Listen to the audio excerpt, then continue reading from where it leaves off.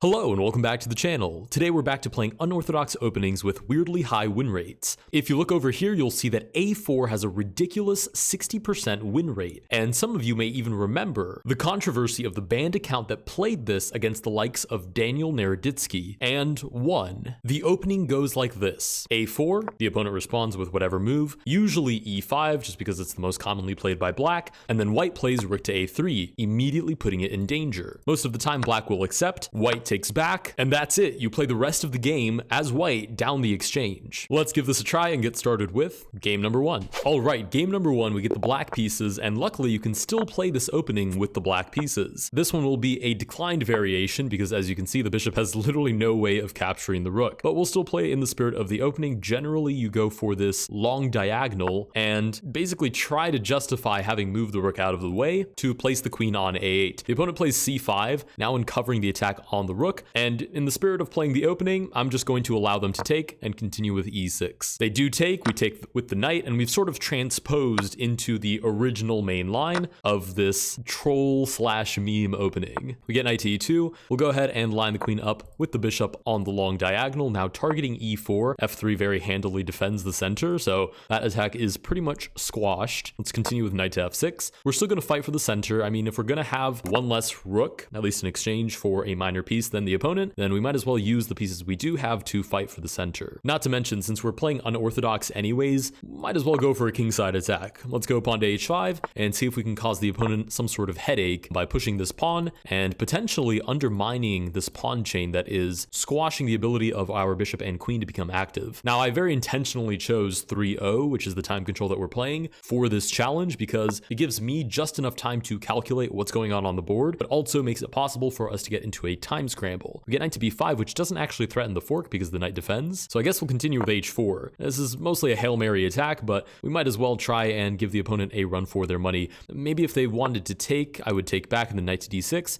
but to be frank, I would just take back with the pawn anyways. We get pawn to E5. We'll go ahead and centralize the knight. Should the opponent take, I might even just take with the king because the knight is going to land on D6 anyways, so I might as well keep my own knight centralized when they go for that idea, and there's even knight to E3. Okay, they stop that idea right away. Might as well continue with H3. They're probably just going to close the position, but at least then F3 is a weakness. Ooh, queen to G5 I did not expect. Let's just move the king back. There's still no way that I can see for them to follow through on the attack. Ooh, knight to D6? They might even just be going for some sort of mate, but to be honest, I'm not seeing exactly what it is, so I'm just going to take on G2. Okay, the king does take back, so I don't think there's an immediate threat here. Let's move the knight back to E7, unleashing the bishop and the queen, battery on that F3 pawn. Maybe even like rook to H6, rook G6 is an idea. It's such an unorthodox position that you sort of just have to go with the flow. Whatever appears on the board, might as well give it a try. This knight is horrendous on A6. I will say there is that additional downside, is that when you recapture after having already lost the exchange, you also sort of lose the functionality of this knight. You have to bring it back in manually through the center. Okay, we've now managed to do that, which is quite nice. We might even just pin this knight and then go for like knight to F5. Actually, no, I can go for knight to F5 now, and they can't really recapture because of knight to E3. So suddenly we're threatening knight to E3. They defend it with the rook. Let's go rook to G6. Some pressure on the G3 knight. We're both down to a minute, so if I can just sort of hold on to the pressure in this position, I might actually be able to take this into a time scramble, which I'm very interested in. Let's move the queen off of the pin. She's not really doing anything there anymore, so she might as well reroute and target the pawns on the queen side. Oh, the opponent takes and there's no follow-up threat. I totally forgot that entire knight. Oh, and I dropped the knight on D5. Oh, we are not making it into a time scramble. Oh, I've completely fumbled this. Okay, we'll move the rook out of the way, try to invent some imaginary threats that frankly are very easily defended by the opponent. What? Free rook? Don't mind if I do. Okay, wait, suddenly we're back in the game. Okay, and there's check following up on H2. Suddenly we're actually in this again. And we get the resignation. Well, there you go, the magic of the troll opening. I was gonna say, I'm not sure that this 2100 rating was gonna survive this challenge, but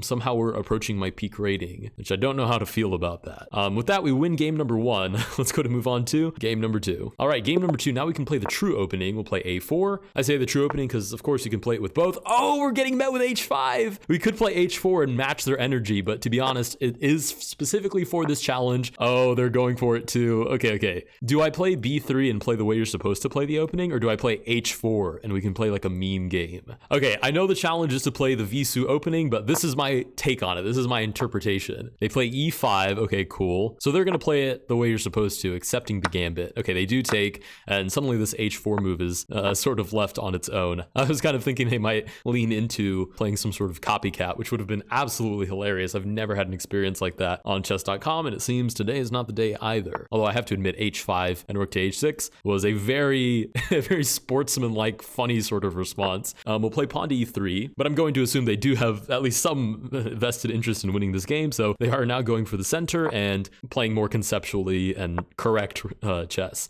Play bishop to e2. Ah, yes, the rook finally does return home. Now, I'm not really sure how we continue this attack. Maybe c4? Maybe I want to open up the center. We get knight to e7. We'll go ahead and take. Maybe knight to b5. There's knight d6, which looks kind of nice. There's also these weakened light squares, but the knight does a pretty good job of protecting them. Yeah, knight to b6. We might just have to castle here. Yeah, knight to a6 gives us the boot. I guess we're going to just have to go back. If I go back to c3, there's d4. We're dropping b3. I guess knight to a3 it is. An ugly move, if I've ever seen one. We get king to f7. I'm very tempted to just sacrifice. Yeah, let's just go for it. Because if I hang out here for too long, eventually they'll sort of just develop their pieces and get a whole bunch of trades, and the entire attack will have been in vain. Let's go ahead and take back with the queen. We have knight to g5. And I know that we're down now an unforgivable amount of material. Actually, it's only 3 points. It's not that terrible. But see, now at least we have counterattacking ideas. They've now blundered the bishop on e6. Much, much more exciting way to play. Yeah, king goes back. Oh, wait, is this forced mate? Check. And then mate here on f7. Okay, this is, I don't know how I feel about this. On the one hand, I'm very happy that we've won the first 2 games, even if they've both been rather cheeky victories. On the other hand, we are unironically actually approaching my peak blitz rating. With this opening, now I'm gonna get banned. All right, let's go to move on to game number 3. All right, game number 3, we get the black pieces. We'll still play in the spirit of the opening. Play b6, develop the bishop, and I feel like eventually all of the opponents sort of realize, okay, well, there's this discovered attack, and we can take. Oh, this opponent has not decided to do that, though. We'll hold on for just a moment. Bishop to d3. It also kind of depends, though, because if they drag this out super duper long, then I'm not going to give them the exchange. I'm going to hold on to it. Because at some point, you sort of just have to admit that your gambit has been declined and continue to try to actually win the game. Yeah, h3 boots the knight. I mean, I could just sacrifice it and go for like a crazy gambit where the queen comes in. You know what? Let's do that. Might as well. The gambit has been declined. This whole opening is a Hail Mary attack. Let's just go for it. Wow, okay, we've now been declined twice. They don't want my exchange. They don't want my knight on g4. They just want to centralize their pieces. And you know what? I kind of have to respect it. I mean, the player knows what they're looking for. Yeah, they take. Oh, can I even take back because there's bishop here? Then I can take on f3. I don't know if that's worth anything though. Let's not. Let's just, well, if I move the rook over, I still kind of lose it to the other dark squared bishop. I don't know what to make of this position. It's such a strange place to be. Okay, let's just move the rook over to h6. How's that? We're still giving up the exchange, which is again in the spirit of the opening, but we can protect our knight with the recapture, so it's not in danger anymore. And we haven't captured this d5 pawn, which would, open up the center. The opponent very firmly insists, which is horrifying, of course, because my king is sitting there, just waiting to get attacked. I can't even play something like this to try to close it up because of bishop g6. I mean, I guess I could technically play it. I'm not like losing material or anything, but it would be a very uncomfortable position to play. Okay, let's just try king to f8. I mean, we're already significantly worse here. It's sort of in the nature of the opening to be significantly worse. We'll take back with the knight, and maybe in some freak universe, I get like queen d5, knight to e5, and I'm back in the game with some sort of Frankenstein attack. Yeah, let's try queen to d5. Oh, wait. Oh, bishop e4. I mean, I have the queen trade, but then we enter an endgame. Yeah, this opponent is very principled. I mean, I want to hate on their ability to refute my opening, but you kind of have to respect their ability to keep a cool head. Not to mention, I have less than half the time they do, if not a third. Do I want to enter an endgame with 2 knights for a queen?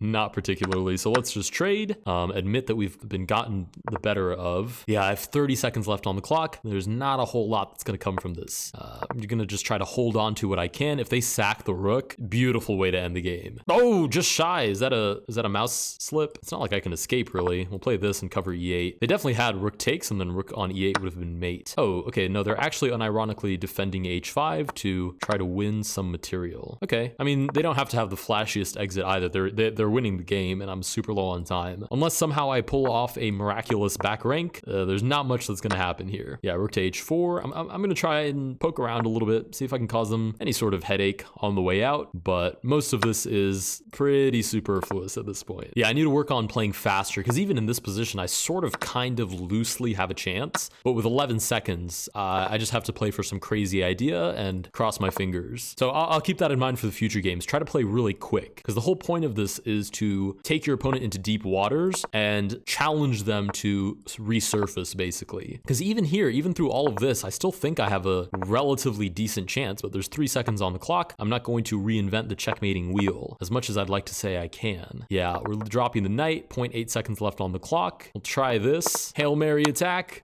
They take, and we do timeout. Okay, with that, we lose game number 3, and reality sort of starts to set in again that we're playing a meme opening. But honestly, I'm still kind of riding the high from the first two, so with that spirit, let's move right on to game number 4. All right, game number 4, we get the black pieces again. We still get the chance to play the opening, and they do accept, I think. Yeah, they do. As soon as I saw e4, I knew they were going to take it. All right, nice. So we can play the actual opening as intended. Now, hopefully they didn't play that because they know how to refute this. Hopefully they played that because they just like winning the exchange. Because I'm sure this became eventually popular enough to the point that there must be a refutation of some sort floating around. There's a Lichess player whose name I don't even think you're supposed to be able to pronounce, who has like some 50,000 odd games just with the white pieces playing this opening. I'll pop him up on screen, but that was absolutely insane to me, and to me proof that this became popular enough that there's probably, again, some sort of refutation floating around. Okay, I said I was going to do better on playing faster, so let me focus here for a moment. We'll just play the knight back. I'm hesitant to castle, but they're going to try to open up my position, which is probably the best way to undermine this entire opening. We'll play the bishop back, though. Yeah, knight to b5 doesn't actually create a new threat. Can sort of just trade off here on c7 if they do give that check. They don't, though. Let's go here and try to remove that knight. I need to open up the king side again, or we're just going to get slaughtered here in the center. Okay, they do take. Now there's at least g5 on the board, and this pawn can't just walk away and deny us the trade. g4 could happen, though, in which case I would still take, but then we'd have a passed pawn. Ooh, king to g2. I think I want to take and open up. We'll just move the rook out of the way. Of course, I don't want to... Oh, rook to h8. Oh, how did I miss that? And now I made it. Ugh, disgusting. I was going to say, of course, I don't want to trade. We'll give them the resignation. Well played. Silly way to go. They want to chat. Yeah, they give me the sad face. Yeah, GG's. All right, with that, we lose game number 4. Let's go ahead and move on to game number 5. I have to admit, that was extremely painful. I mean, I felt that in my literal gut. Oh, fianchetto means there's no way they're going to even be able to accept it, even if they want to. Huh, so now my rook is just here. That's interesting. I guess we might as well challenge them for the long diagonal. We do get d5, sure. Queen to d6. Not really sure where that queen is headed. Maybe just like knight d7 looking to support. We get bishop g4, we'll break the pin. Knight to e4 means we can trade, and they didn't accept my exchange last time, so maybe they'll accept it this time. They take with the pawn instead. Interesting. Okay, let's try to force this issue a little bit. Knight to c3 will go for this trade, and I just want to sort of get my pieces out and liquidate it. Oh, that is a free rook. What am I doing? I am not even looking at the board at this point. Holy smokes, that's so bad. Please give me the opportunity for redemption. The queen is far away. The king is butt naked. There has to be something here, I believe. I believe there must be an idea here for me. Something, surely something. I refuse to believe that this is completely lost. I refuse. I do not accept the premise. We'll just move the king out of the way. The queen goes back. Queen takes, and we do mate the opponent. These 2100s are toast. Oh my goodness. Okay, with that, we do win 3 games. Thoughts on the opening? Fun, extremely stressful, puts you in unorthodox positions where, I mean, for crying out loud, I mean, I'm not saying that 2000s don't blunder, but an entire rook is tough and at least relatively unorthodox for me. But it puts you in such an unorthodox position that you sort of lose sight of the patterns you're looking for. Because like in this position, for example, knight to c3, if the rook were just on a1 like it normally is, I mean, would be a no-brainer move. You can just play that and not even think about it too much. But obviously the rook is not on a1, it's on a3 instead. So it's free, it depended on the knight, but this sort of relationship of your knight defending your rook on move 11, I mean, it's not even remotely a thematic of any kind. It's literally just part of this opening. But somehow, I don't know, I think it throws the opponent off their game a little bit. I mean, they're up an entire rook, but you can't ignore that the king is very exposed here. They try for queen to a1, and somehow they actually mate themselves here and allow queen to h7. So very fun. Would I play it again? Absolutely not. Extremely stressful, terrible terrible. Your rook can get trapped if they don't accept it. Your rook gets lost if they do.